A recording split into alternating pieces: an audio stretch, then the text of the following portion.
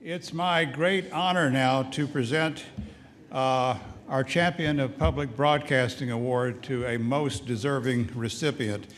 Congressman Don Young of Alaska has been a strong supporter of public broadcasting for many years.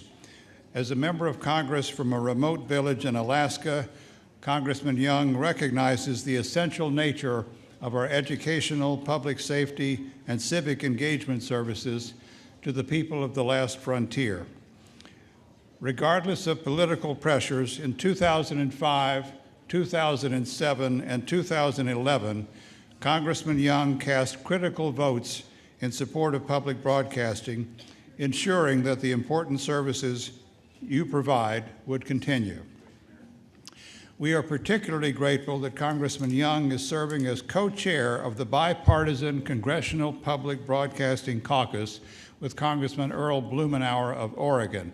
This is an act of some courage in the current Congress, and we're very grateful to Congressman Young for agreeing to step up and serve as co-chair.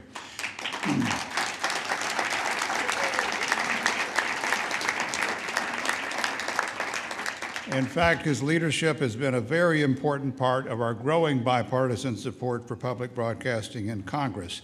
Thanks to his leadership, many of his Republican colleagues have also publicly signaled their support for our work, and as a result, we have made significant progress in the 113th Congress toward restoring the bipartisan support we have traditionally enjoyed.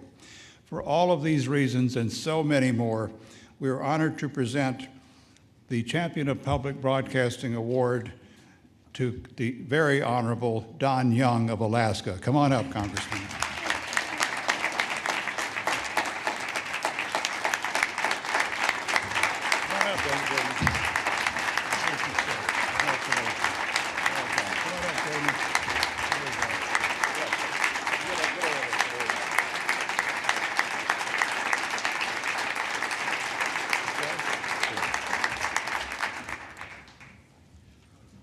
Thank you for that warm introduction, especially the applause. You know, Congress today doesn't get much applause, I'll tell you that right now. But I'm indeed proud to be the co-chairman and promote the concept of public broadcasting. I noticed in the audience we have Congressman Tourette. We lost a great congressman when he left, but now you picked him up. I understand that's a good one. He was one of those people that believes in bipartisanship. And really, in a way, your public broadcasting is one of those areas where we're beginning to get a bipartisan working relationship. So that's a plus because there isn't much of that going on the Hill today.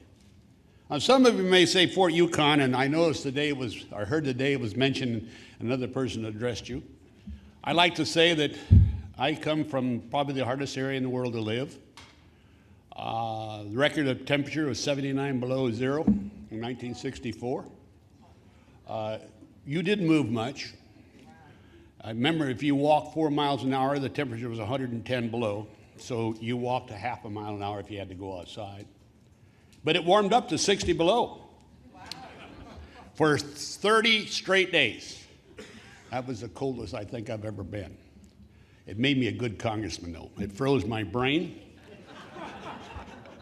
It's made me able to stay young and still, I think, aggressive in my job. Some people say, as you've been watching the news, why aren't you retiring? We have 44 retirees today in the Congress. I'm still there. In fact, I have to worry sometimes because I always tell the people to retire, why do the good guys leave and the SOBs stay behind?